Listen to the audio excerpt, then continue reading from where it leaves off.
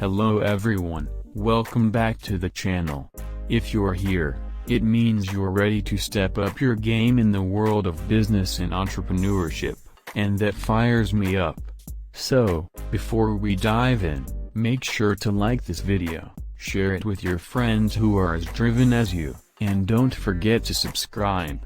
It keeps us motivated to bring you more content that breaks down complex topics and makes them practical and actionable for your success. Let's make this time count. I'm Nikhil, your mentor, your guide, and today I'm here to share insights that I promise will shift your perspective and equip you with strategies that are not only essential but powerful in the long run. We're going to talk about a topic that, if you master it, will transform your entrepreneurial journey from chaotic to controlled, from luck-driven to systematically strategic. Today, we're discussing how to build a business model that's not just another deck on paper, but a living, breathing strategy that adapts, scales, and conquers. It's all about turning your vision into a roadmap that navigates the complex business landscape with precision. Let's get one thing straight: a business model is not just what you do to make money. It's how you create, deliver, and capture value. Picture this: you're an artist with a blank canvas. The paint represents your resources: money, time, talent. How you blend these colors, which brushes you choose, the techniques you use, all determine whether your art becomes a masterpiece or something that gets overlooked. In business, the model you build determines if you become a household name or just another startup that fizzles out. Start by asking yourself the most fundamental question: what problem am I solving, and for whom? Seems simple, right? But you'd be amazed at how many entrepreneurs overlook this, blinded by their excitement over their ideas. Think of this stage like a detective solving a case. You need to identify who's feeling the pain, why they're feeling it, and what it costs them. This is where you set your foundation. If you don't understand your customer's problem deeply, your solution is just noise in a crowded market. Once you've got that problem nailed down, it's time to define your value proposition. This is what makes people sit up and pay attention. The value proposition is more than just a catchy tagline, it's the core reason customers choose you over others. Let me give you an example. When Airbnb was just starting, their value wasn't just about offering a place to stay, it was about giving people an affordable, local experience that traditional hotels couldn't. They tapped into the emotional and financial value of shared spaces. Their value proposition resonated because it was aligned with a shift in how people wanted to travel. They weren't just solving a practical problem, they were catering to a lifestyle choice. Let's pivot to how you deliver this value. You could have the best solution in the world, but if you don't have an efficient way to get it into the hands of your customers, it's like having a boatload of treasure buried deep with no map to find it. Think about your channels. These are the roads that connect you with your customers. Are you reaching them digitally through apps, websites, or social media? Or are you more of a brick-and-mortar operation, relying on physical locations and foot traffic? Your choice of channels can make or break the reach and accessibility of your solution. Now, once the value is delivered, you need to focus on how you're capturing it. This is where revenue streams come in. Let's keep this simple: what are people willing to pay for, and how much? Here's where pricing strategies play a starring role. Will you opt for a subscription model like Netflix, pay-per-use like Uber, or even a freemium model like many SaaS products? Each choice carries implications. Subscription models bring predictable revenue but require higher attention. Pay-per-use is flexible but can be less stable. Understanding these trade-offs helps tailor your approach to match your customers' willingness to pay and keeps your revenue strong. Now, Here's where most entrepreneurs falter. They think that's all there is to it. Build, sell, profit. But let me tell you something vital. If you're not clear on your key activities, partners, and resources, your business model is like a house of cards. It's the backbone of your operation.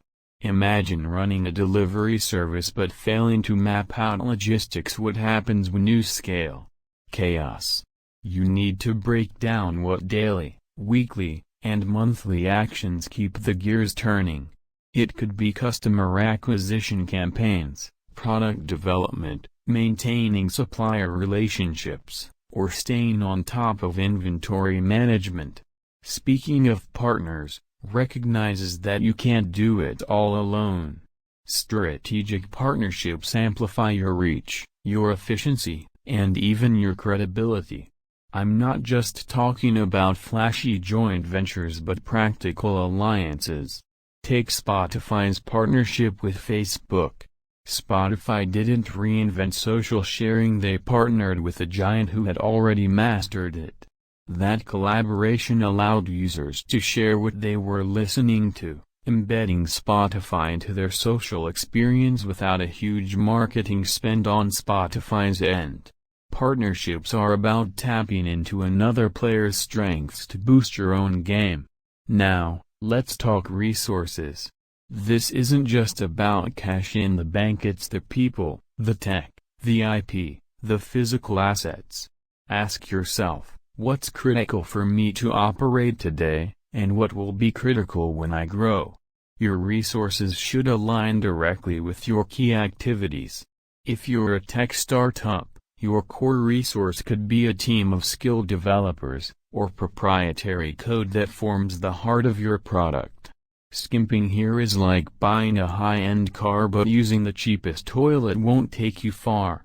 By now, you might be thinking, Nikhil, this is great, but what happens when things go south? And believe me, they will. Markets change, competition adapts, economies fluctuate. This is why a successful business model isn't static. It's a living document. You need to test assumptions, gather feedback, and be ready to pivot. If you're familiar with the lean startup methodology, you know that building, measuring, and learning is the loop that ensures your business remains relevant.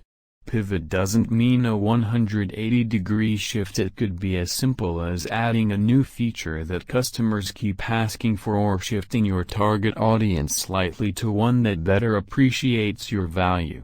One key example of adapting business models is Netflix. They started as a DVD rental service and transitioned into streaming as technology and consumer behavior evolved. Later, they saw the writing on the wall when competition increased in the streaming space and invested heavily in original content, positioning themselves as a top-tier entertainment company. Each shift wasn't random, it was calculated based on feedback, market trends, and foresight. Okay, let's say you've done all this. You've identified your value proposition, set up your channels, locked in revenue models, and secured resources. How do you know you're on track? Metrics. Business models without defined metrics are like cars without dashboards. You need to keep an eye on customer acquisition cost, lifetime value, churn rate, and whatever specific metrics matter in your field. These numbers are your reality checks. They tell you if your business is healthy, if your strategies are working, and where adjustments are necessary. And remember, a great business model is not just about making money but about sustainability and scalability. If your model isn't built to scale, then growth could become your worst nightmare instead of your biggest asset.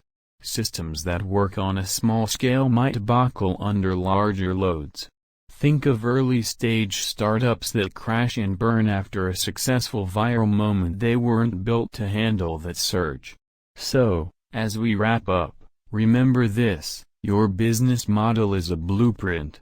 It needs to be detailed, adaptive, and reflective of not just your vision, but the realities of your market and your customers. It's not just a means to an end, it's the architecture that supports your growth, innovation, and sustainability. I hope this has lit a spark in you to reassess or refine your current approach. Entrepreneurship isn't just about the big ideas, it's about execution, resilience, and the agility to adapt. If you got value from this, make sure to hit the like button, share this with a fellow entrepreneur who could use a boost, and subscribe for more insights that make you unstoppable. Thank you for joining me today, and let's keep pushing the limits. Until next time, keep building, keep learning, and stay resilient.